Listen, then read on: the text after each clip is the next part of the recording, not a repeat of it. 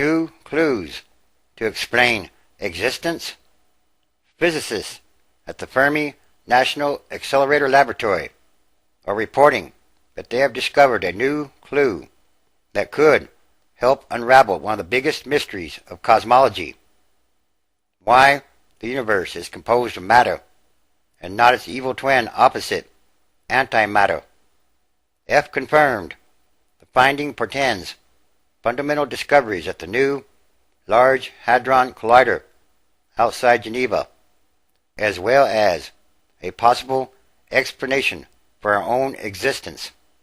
So they say, in a mathematically perfect universe, we would be less than dead. We would never have existed.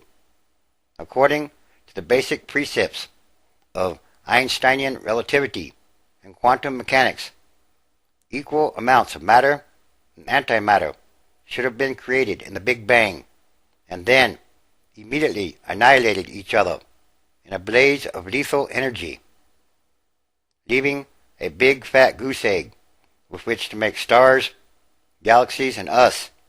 And yet we exist, and physicists, among others, would dearly like to know why.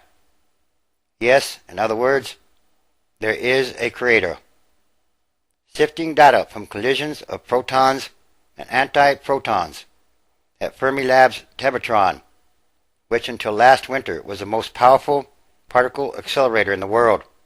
The team, known as the DZero collaboration, found that the fireballs produced pairs of the particles known as muons, which are sort of fat electrons, slightly more often when they produced pairs of anti-muons. So the miniature universe inside the accelerator went from being neutral to being about 1% more matter than antimatter. This result may provide an important input for explaining the matter dominance in our universe, said the co-leader of the study from Lancaster University in England. Over the weekend, word spread quickly among physicists. CERN, CERN, and the California Institute of Technology called the results very impressive and inexplicable. The results have now been posted on the internet and submitted to the Physical Review. Over the years, physicists have discovered a few examples of what they call CP violation in rare reactions between subatomic particles that tilt slightly in favor of matter over antimatter, but not enough to explain our existence. The new effect hinges on the behavior of particularly strange particles called neutral B mesons, which are famous for not being able to make up their minds. They oscillate back and forth trillions of times a second between their regular state and their antimatter state. As it happens, the mesons created in the proton-antiproton collisions seem to go from their antimatter state to their matter state more rapidly than they go the other way around, leading to an eventual preponderance of matter over antimatter of about 1% when they decay to muons.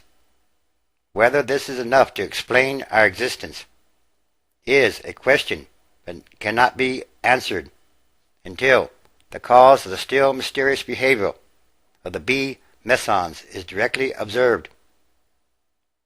The observed preponderance is about 50 times what is predicted by the Standard Model, the suite of theories that has ruled particle physics for a generation, meaning that whatever is causing the B meson to act this way is new physics that physicists have been yearning for almost as long. Most likely explanations were some new particle not predicted by the Standard Model, or some new kind of interaction between particles. This is something we should be able to poke at with the Large Hadron Collider. If this holds up, the LHC is going to be producing some fantastic results. at least theoretically, or so they hope. Nevertheless, physicists will be holding their breath until the results are confirmed by other experiments. Joe Lycan, a theorist at Fermilab, said, "So I would not say that this announcement is the equivalent of seeing the face of God, but it might turn out to be the toe of God." Again, he said, "So I would not say that this announcement is the equivalent of seeing the face of God, but it might turn out to be the toe of God." So in other words, quantum mechanics, yes, is learning how to explain God or the Creator, because there is a Creator. Genesis chapter 1. In the beginning, God created the heaven and the earth. 2. And the earth was without form and void, and darkness was upon the face of the deep, and the Spirit of God moved upon the face of the waters. 3. And God said, "Let there be light," and there was light. 4. And God saw the light, that it was good, and God divided the light from the darkness.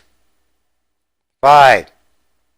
And God called the light day, and the darkness he called night, and the evening and the morning were the first day. 6. And God said, "Let there be a firmament in the midst of the waters, and let it divide the waters from the waters." 7. And God made the firmament, and divided the waters which were under the firmament from the waters which were above the firmament. And it was so. 8.